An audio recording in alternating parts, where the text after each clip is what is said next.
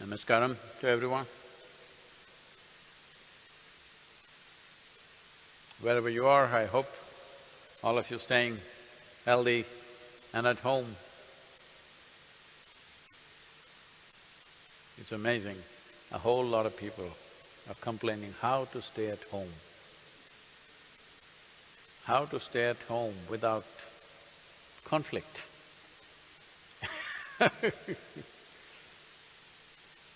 Well, this is why it's very important for a human being to learn to close their eyes and sit. You don't know any meditation, it doesn't matter. Just close your eyes and sit simply. The purpose of closing your eyes is just this, that if you open your eyes, there are inputs from all the five sense organs, but visual input is the highest input, most impactful input that human beings have is visual input. Suppose you were a… Today everything is politically sensitive, but suppose you were a dog. We are not using the word dog with any derogatory thing, because there are lots of idiots out there. If you say dog, oh, he said dog, he called us dog. Today dogs are very valued, they're taken better care, they get better care than men do. That's how it is. So let's say you were a dog, then you would see your impressions of the world would be more in terms of smell. You don't see things as clearly as human beings see, but they smell it out. All the carnivorous animals are like that. If you have ever been in the jungle, you will see they want to know something, they put their nose up. They don't try to look because their vision is not as good as their smell. Their sense of smell is extremely sensitive and they can smell you out a mile away. They don't have to see you, just by smelling you they know. But with the human being, visual apparatus being the most dominant, closing your eyes and sitting, slowly you will come to a place where if you close your eyes, the world is gone. If this much you do in your life, you will see, you will sail through every kind of situation in life. Life and death is not an issue if you have this much capability that if you close your eyes, the world is gone. That's the idea of closing your eyes. If you put down the shutters, you should not see. Because eye is just a camera, if you put the lens cap, it should not shoot anything. But this closes the eye, it plays the memory, goes on endlessly from what we've already gathered. So this is the torment. Because of this, if you have work, you will have problems, if you have no work, you will have problems.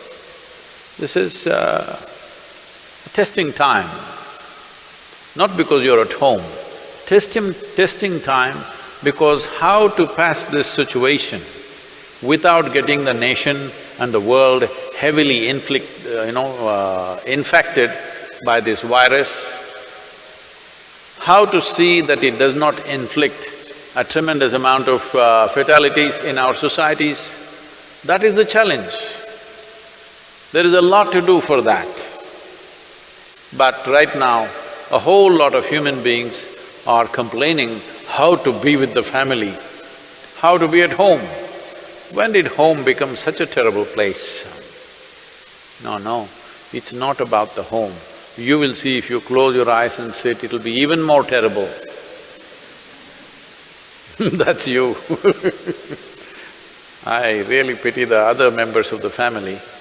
If you close your eyes and you torture yourself, if you open your eyes, obviously you will be torturing others. If your eyes are open, you would torture these people. Eyes closed, you torture yourself. You need to understand this. If you sit quietly in one place, what happens in your mind? If you're sincere about this and pay attention to what is happening, or if there is some way to record this and you record this, and don't tell anybody, it is your mind, give it to some expert, okay, some psychoanalyst or anybody. Anybody who sees this will say, this is a madman's mind. This is how most human beings have kept themselves. This is why they have to be compulsively busy with something. If they don't have anything to do, they have to have a hobby. They can't sit in one place.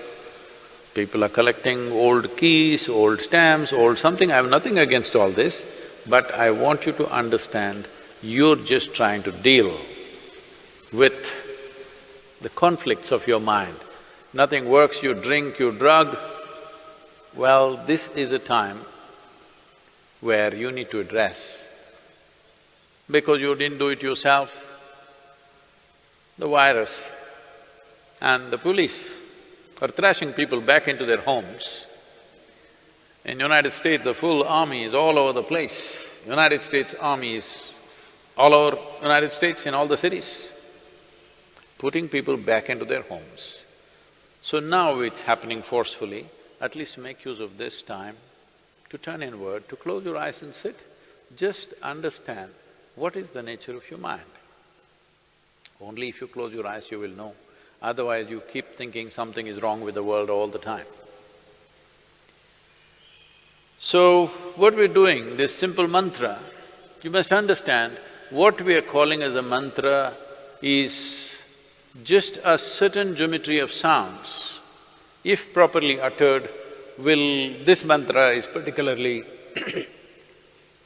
designed to generate what is called as samat prana. There are 5 dimensions of pranavayu in the system.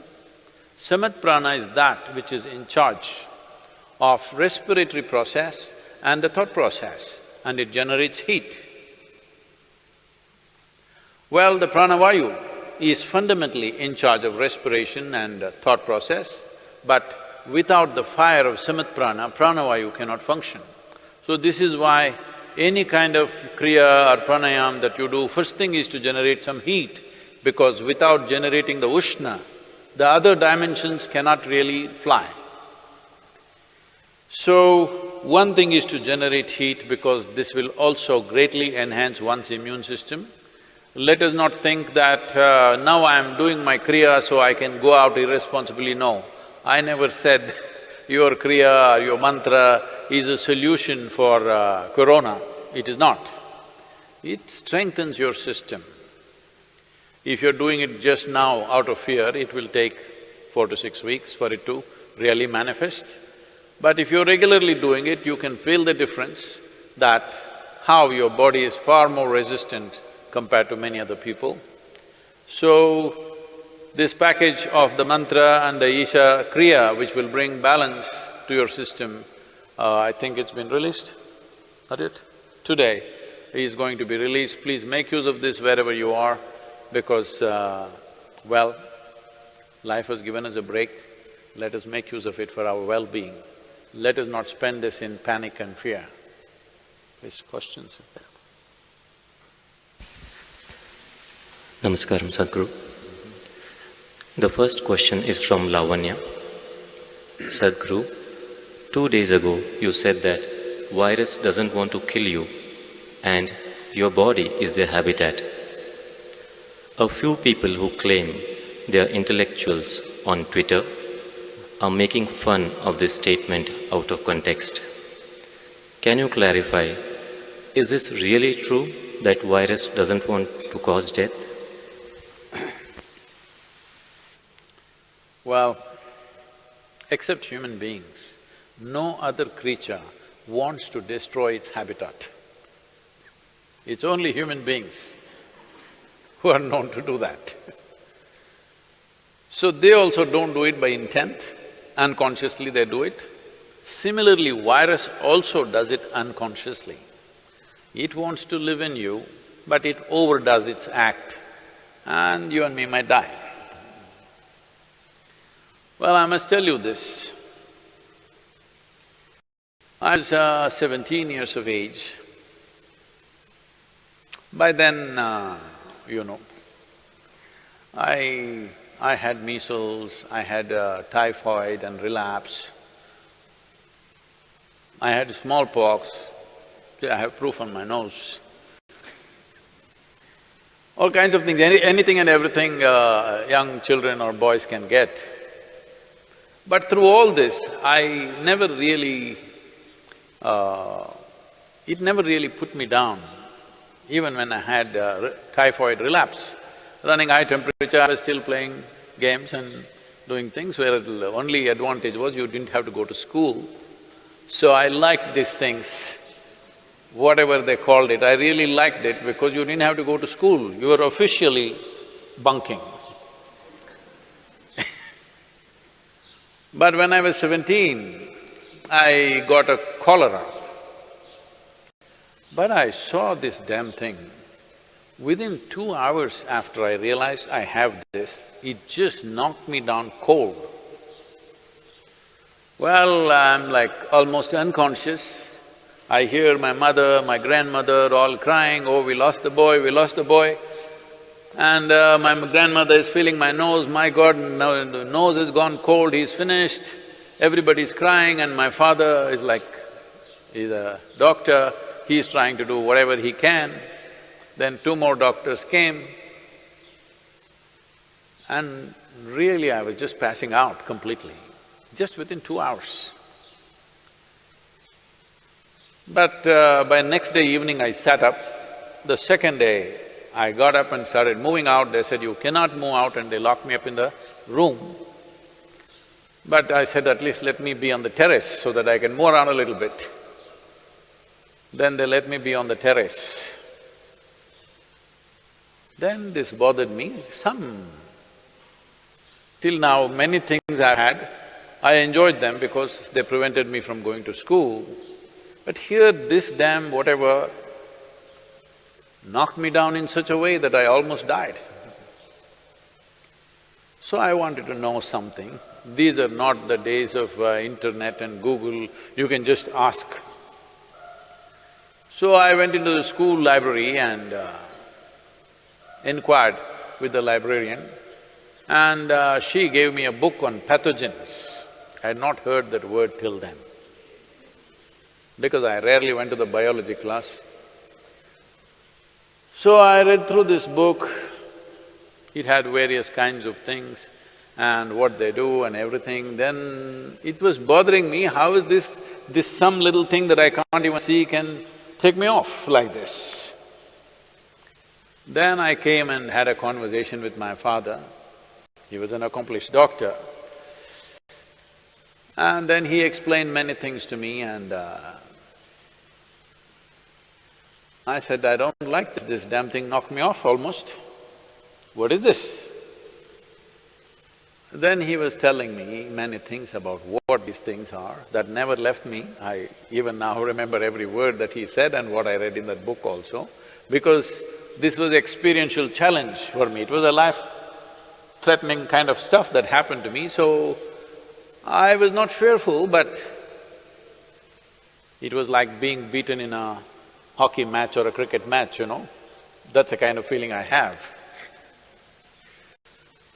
So, what are pathogens? Whether it's bacteria or virus, there are many varieties of them. One thing is, right now, for example, corona, see, it was living in the animals pretty well without killing any of them. Now it jumped onto the human being, and it's still doing the same thing what it was doing in some other animal. But we are not able to withstand, and we are collapsing. Well, that also has been clearly established now. Most human beings whose immune systems are good, they are recovering. But those who have a weaker immune system are unfortunately becoming victims of this. What does it say? It simply says that it wants to live, but it lives so aggressively that we may die. Well, many scientists are talking about it, but even what I read at that time, I was only 17, I want you to remember this. Even then, it was explained, I don't remember the author's name, otherwise I would have quoted this.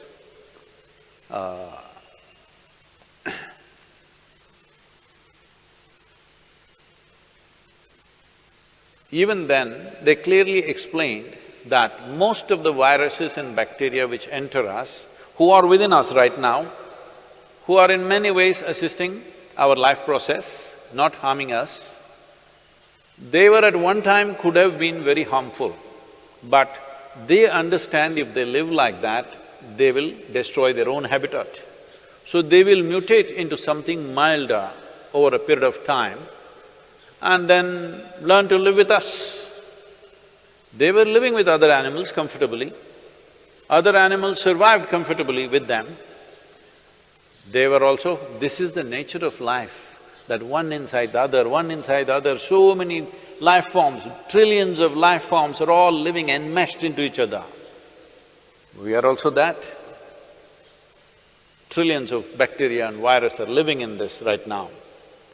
But like for example, if you do a Manto's test, Indians I'm saying, because right now in the last 3-4 weeks we are looking who is a foreigner, who is an Indian, not because of any racial discrimination, we want to know where they came from. Did they come from Italy or China? Where did they come from? See, now Italy is ahead of China. Very unfortunate situations. But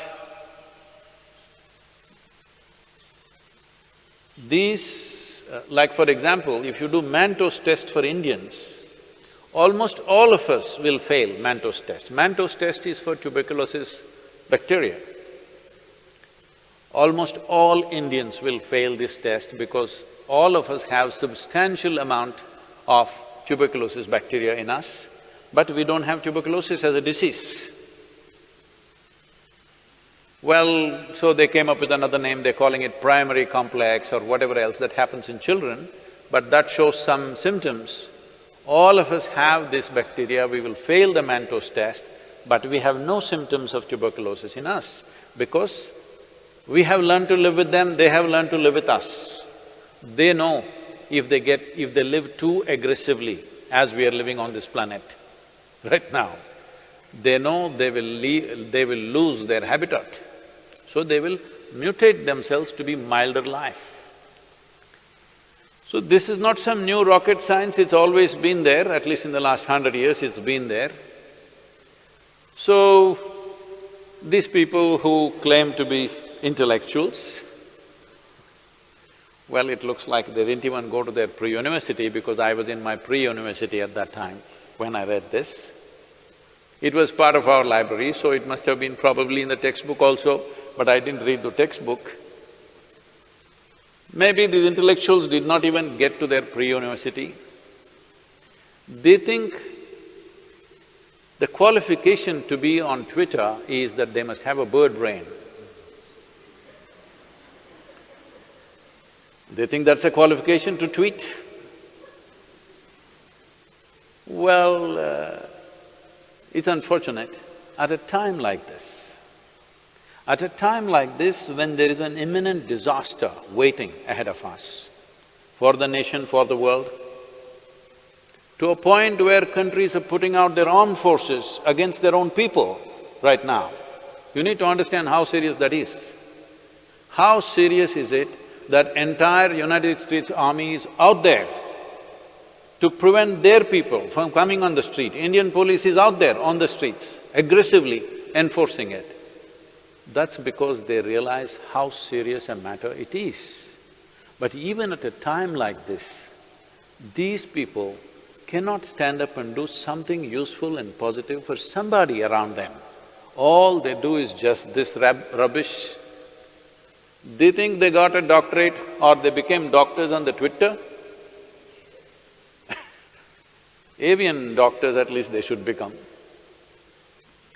Well, it's very unfortunate, there is a segment of population which doesn't care what happens to people around them, which doesn't care what happens to the nation, it doesn't care what happens to the rest of the humanity. All they have is their own vitriol spilling poison all the time. Well, I hope at least the virus will cure them of this poison. Now these few days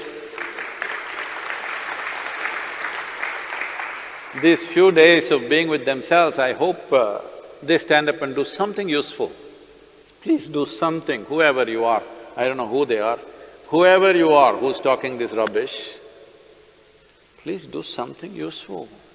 What is this problem? I know what is your problem. I don't want to address that now. Right now, there is an imminent disaster. If we do not handle this situation right, we are heading for a major disaster where millions of lives could just get wiped out. When such a situation is there, all you can do is this. When I said this is not the time to go about criticizing our healthcare system or our health ministry, this is not the time.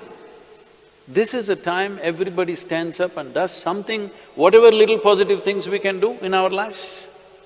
Because this is not ordinary time. As a generation of people, we have never faced this kind of a situation. Let people understand this. We have never ever faced this kind of a situation. This is a bigger emergency than the wars you have had in your countries. This is a bigger emergency than anything that you have known. It can pass off without too much disaster if we behave responsibly and do the necessary positive action. This is what I request them also. It doesn't matter even if the size of their brain is that of a bird. Even birds can contribute, I'm saying. Next question is from Manisha. We have heard that in our culture, there are many ways to boost immunity with the local resources available at home. Could you shed more light on building resistance using home remedies? Well, building up immunity is not going to happen overnight, this we must know. Generally, I believe, for a variety of reasons, looking at the lifestyles, looking at the food patterns, I think this must be checked, this must be medically checked. I think southern Indian people are having a better immune system than a whole lot of other people in the world, simply because of the food patterns and the practices and the weather and various other aspects. You must understand, in a tropical climate, there are more life forms than anywhere else. Including microorganisms, the number and the variety of them is very, very high. So living in this land itself, the system becomes more resilient because we are exposed to these things all the time. That is one aspect. Another thing is food, another thing is lifestyles. All these aspects are there, being farming communities largely. Most of us, if not in this generation, in the previous generation, we've all come from farming communities. So people lived on the land, that itself gave them enormous strength. In most other parts of the world, over 80% of the population moved away from farming probably 100 years ago. In India, we've just moved away from the land only in the last 25–30 years ago. This benefit is still there with us. It will not stay with us if you're continuing… if everybody starts living in high-rise apartments without being in contact with the ground and start living like lab rats, protected from everything, well, our immunity also will go down. But I think we still have this advantage.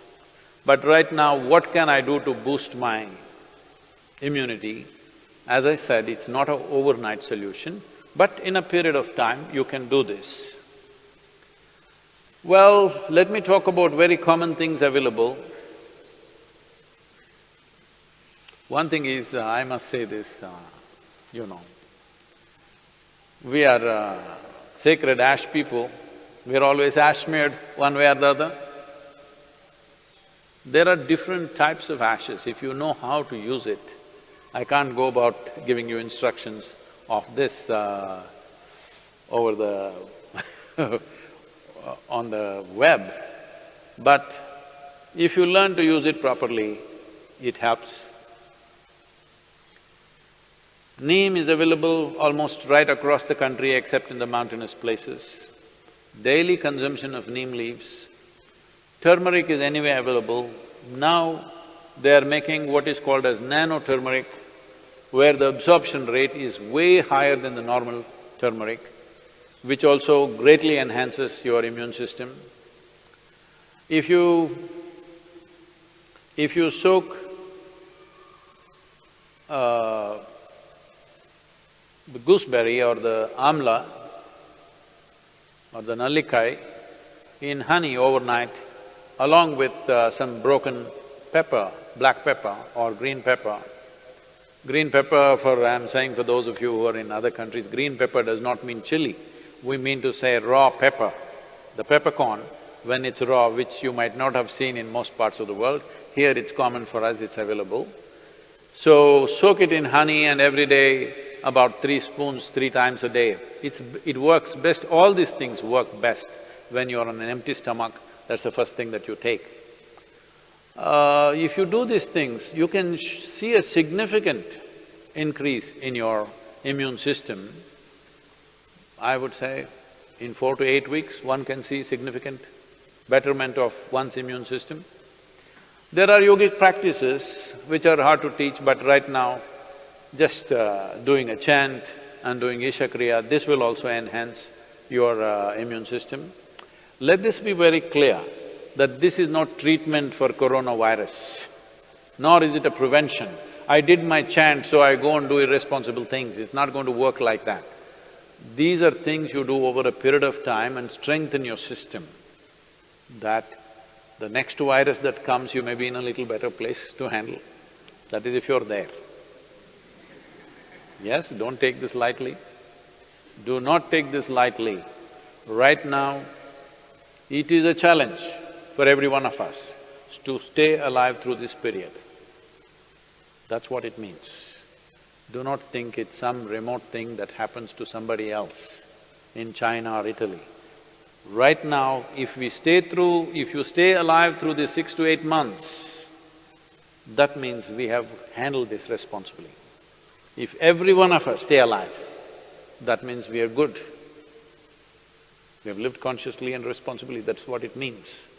This is what, unfortunately, the governments have to enforce by force, because a whole lot of people don't seem to realize that this is necessary. And they think this is some fiction. This is not fiction. This is an imminent danger that we need to handle properly. Please, let's do the chant. You